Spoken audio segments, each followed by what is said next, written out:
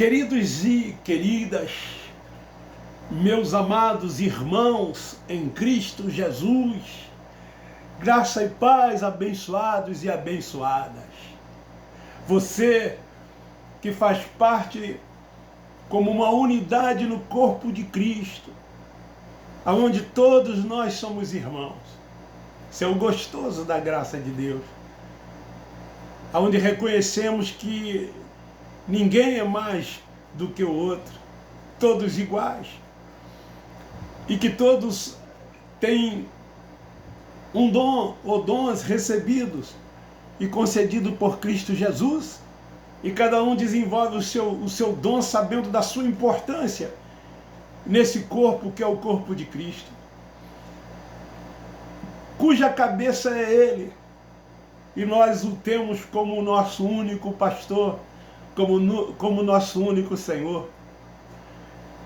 Os nossos olhos estão voltados e fitados somente nele. Seguimos a sua liderança, guiados e dirigidos pelo Espírito Santo, que habita no nosso espírito e testifica com o nosso espírito que nós somos filhos de Deus. O adoramos 24 horas por dia, porque os verdadeiros adoradores adoram o Pai em espírito e em verdade. Nós não precisamos da materialização dele, como se vê no sistema religioso, nas instituições evangélicas, através de liturgias, de rituais, de dogmas, de preceitos e de coisas criadas pelos homens, para que haja a manifestação da sua glória e do seu poder. Isso é manifestado em nós que somos o seu templo, que somos santuário, que somos a morada dele. Ele habita em nós. E nós temos plena consciência disso. É gostoso viver essa comunhão que nós temos com ele. Nós não temos um dia ou dias específicos para ir a um lugar chamado templo, para que possamos adorá-lo. Nós reconhecemos que o templo ou as sinagogas tiveram as suas importâncias no seu tempo, na sua época. Como aos hebreus foi determinado que eles construíssem tabernáculo, e lá tinha um lugar santo dos santos, onde ficava a arca da aliança e aonde se manifestava a glória de Deus.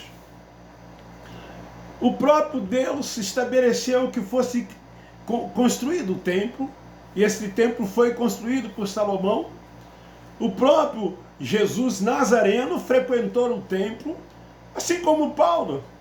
Os judeus, os apóstolos e muitos outros, e até mesmo os gentios, frequentaram esse templo que foi destruído no ano 70. E agora o Cristo ressuscitado, o Cristo ressurreto, que nós não trazemos em memória, porque ele está vivo dentro de nós, como assim as instituições religiosas o faz, uma vez por mês ou duas, trazendo a memória daquele que está vivo, daquele que ressuscitou, daquele que vive e vive para sempre. Então o nosso culto é racional. Então eu quero compartilhar convosco na manhã desta terça-feira um texto bíblico para a nossa reflexão. E eu quero antes disso te pedir que me ajude a divulgar o meu canal, se inscreva, e você que é inscrito, faça com que outras pessoas possam alcançar para ouvir esta palavra, esta mensagem do Evangelho da Graça de Deus. É gratuito, não paga nada. E aí fica o meu agradecimento, o meu muito obrigado. Na Epístola aos Hebreus, no capítulo 5, versículos 13 e 14, diz assim: Ora, todo aquele que ainda se alimenta de leite, não está experimentando na palavra da justiça, porque é criança. Mas o alimento sólido é para os adultos, para aqueles que pela prática têm as faculdades exercitadas para discernir tanto o bem como o mal. Sob o tema, na graça, o alimento é sólido, que nos faz crescer em entendimento. Esse é o tema desta palavra que nós vamos repetir a partir de agora. Queridos, eu vivi 46 anos dentro de uma instituição religiosa, seguindo os preceitos dos homens, as liturgias, os rituais, enfim, tudo quanto eram estabelecidos pelas lideranças. Durante esses 46 anos eu cumpri, mesmo divergindo de muitas doutrinas, de muitos ensinamentos que lá existiam, mas não podia ser contra aquilo que eles nos ensinaram, porque é um sistema, e vocês sabem que todo sistema ele é perverso e mau, e quando você bate de frente com ele, você sofre consequências, seja ele sistema religioso, político, econômico. E então, até que um dia, e esse dia se deu no ano de 2017, quando eu fui chamado para uma conversa, porque segundo a liderança eu não estava lendo na sua cartilha, e estava indo de encontro todos os ensinamentos, todas as liturgias, tudo aquilo que fora estabelecido dentro daquele sistema. E eu tive uma opção: ou continuaria lendo ou falando a linguagem, ou então eu me retiraria, e eu optei por me retirar. E hoje, 4 anos depois, eu estou, nesses 4 anos, pregando, ensinando o Evangelho da graça de Deus.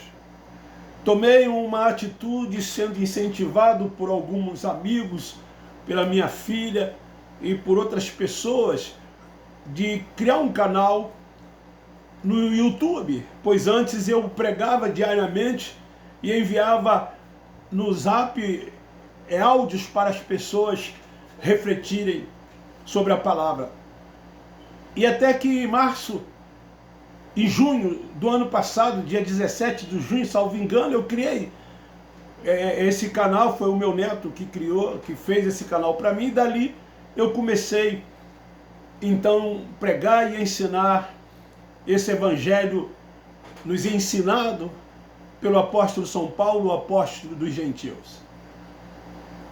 E então, queridos, mesmo ocupando posições de destaques, como eu ocupei, como eu já disse aqui em vídeos anteriores, eu fui professor numa faculdade teológica, onde passaram os maiores professores das Assembleias de Deus, o tal Instituto Bíblico Pentecostal, nos anos 70.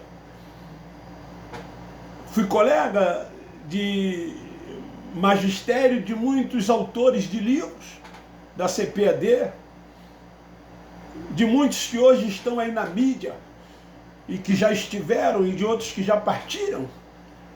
Fui professor em 3 institutos bíblicos de grandes igrejas das Assembleias de Deus, e fui responsável pelo ensino religioso de algumas das denominações das Assembleias de Deus que eu passei. Mas, com todo esse, abro aspas, conhecimento que eu pensava que tinha, enfim, por causa do sistema em que eu vivia aprisionado por ele. Havia um fardo pesado sobre os meus ombros. Não havia uma liberdade plena em Cristo Jesus. Por mais que eu proferisse, por mais que eu dissesse. É como hoje, se você perguntar a qualquer um membro de uma denominação evangélica, seja ela qual for, eles vão dizer que são livres. Eles vão dizer que vivem uma liberdade plena. Eles vão dizer que eles servem a Cristo em liberdade. Eles vão dizer isso, não tem um que vai dizer o contrário disso. Porque eles são subjugados por esse sistema. E eles cumprem todas as normas, todos os estatutos, todos os regimentos, todas as liturgias, todos os rituais e dogmas estabelecidos por eles. E eles então acham que, sendo submissos a essas coisas, a esses líderes, elas estão vivendo uma liberdade plena em Cristo Jesus. Elas, sem perceberem, elas exaltam os homens, elas valorizam os homens, elas dão primazia aos homens.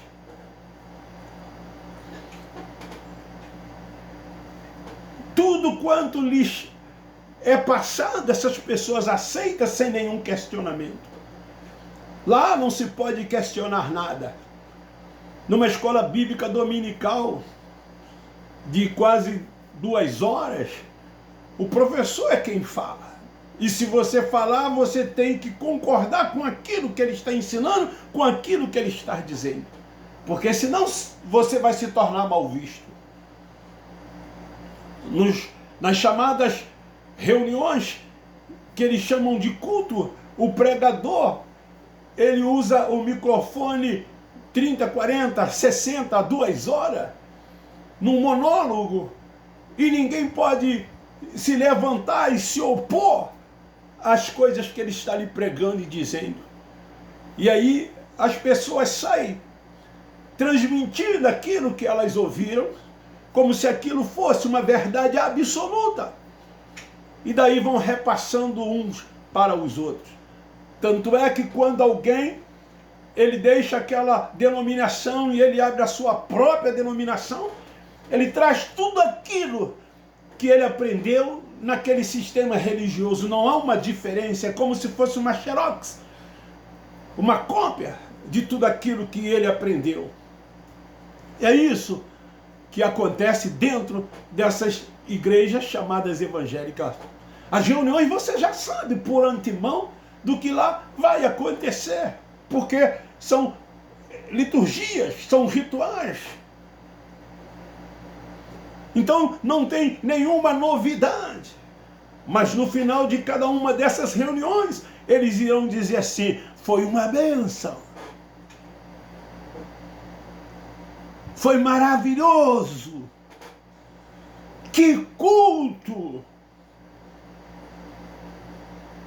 Queridos,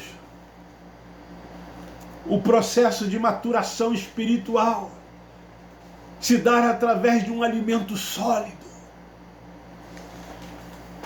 Olha o que o escritor aos Hebreus diz aqui: todo aquele que ainda se alimenta de leite não está experimentado na palavra da justiça, porque é criança. E quantos lá estão há 10, 20, 30, 40, por mais que eles acham que são maduros, ou que têm uma maturidade espiritual, mas na prática não tem. Essa maturação espiritual se dá através de um alimento sólido, nos fazendo crescer em entendimento. Esse crescimento precisa ser restituído para que alcancemos a estatura de um varão completo na pessoa de Cristo Jesus. É quando você reconhece que Ele é o cabeça do corpo que somos, que é a igreja. É quando você reconhece que Ele é o único pastor. É quando você reconhece que Ele é o único Senhor. É quando você reconhece que Ele é soberano. É quando você reconhece que Ele é tudo em todos. Quando você está voltado, focado somente nele. Quando você passa a ter a mente dele em você. quando você passa a ser guiado e dirigido pelo Espírito Santo, somente por Ele, quando você se submete à sua vontade, quando você o adora em espírito e em verdade, quando você o cultua num culto racional. É, na verdade, um ensinamento de Jesus para conosco, para com cada um de nós que estamos na graça dele, como uma ordem para a nossa vida. Significa isso crescer em graça, em amor, em bondade e em fidelidade a Ele, que passa a resultar em nós ter a mente de Cristo. Precisamos ter a mente de Cristo. Precisamos entender e compreender que o nosso espírito, ele é revestido de carne, e que somos salvos no espírito, e que ele é o Pai dos espíritos, e que esta carne para nada presta, mas por termos a mente de Cristo, nós mortificamos a carne, não fazendo a vontade da nossa carne, que é esse diabo, que a instituição chama de um ser criado por eles, mas na verdade é a nossa carne. Cristo, como homem, o Nazareno enfrentou isto quando foi levado pelo Espírito ao deserto para ser tentado pela sua carne. Ele foi tentado pela sua carne, ele sofreu isso. Mas o Espírito, que é forte, fez com que ele fosse fortalecido na graça que é Cristo Jesus, que é Ele mesmo. E a carne não o venceu. A nossa mente é iluminada, os nossos olhos são abertos. O Espírito Santo que habita no nosso espírito nos traz a revelação. E nós não buscamos essa revelação em livros, nem na capacidade teológica de que quer que seja, nem nos preceitos dos homens algum. O nosso alimento é sólido, que procede da boca de Deus, ou seja, do preceito dos seus lábios. Nós nunca apartamos, como está escrito em Jó 11, 23, 12. O seu alimento nos trouxe a vida, nos trouxe a esperança, nos faz tomar posse de todas as coisas. Vivemos o melhor da nossa vida, crescemos em graça, no conhecimento, reinamos em vida. Em graça nós não acumulamos apenas informações sobre Ele, como se faz no sistema religioso. Nós mantemos um relacionamento íntimo com Ele, conhecendo-o profundamente num processo diário, adorando-o 24 horas, em espírito e em verdade, num culto racional, sem rituais, sem dogmas, sem liturgia. Os nossos corações e mente são regados diariamente pela palavra, e assim crescemos na fé e na prática do seu amor. Esta é a palavra do Evangelho da graça de Deus que nos flui, que nos faz fluir no nosso coração. Então, na graça, nós somos cheios de Cristo, pois Ele é a própria graça. Não nascemos em Moisés, não nascemos em Adão, nascemos no Cristo ressurreto. Sendo assim, somos cheios da graça, somos cheios do amor de Deus, desse amor que está em Cristo Jesus. Maduro, crescendo na graça e no conhecimento, como está escrito na segunda epístola de Pedro, capítulo 3, versículo 18. Tudo isso para o louvor da sua glória, porque a honra é dele, o poder é dele. Tudo é dele, tudo pertence a ele, focado nele 24 horas por dia. Ele é soberano e ele reina sobre tudo e todos. Fica aí esta palavra para a nossa meditação, para a nossa reflexão, na manhã desse dia 23 de fevereiro. Tu és um abençoado, tu és um eleito, tu és um predestinado, tu és propriedade exclusiva de Deus. E assim eu termino dizendo: Abba Pai, Abba Pai, Abba Pai.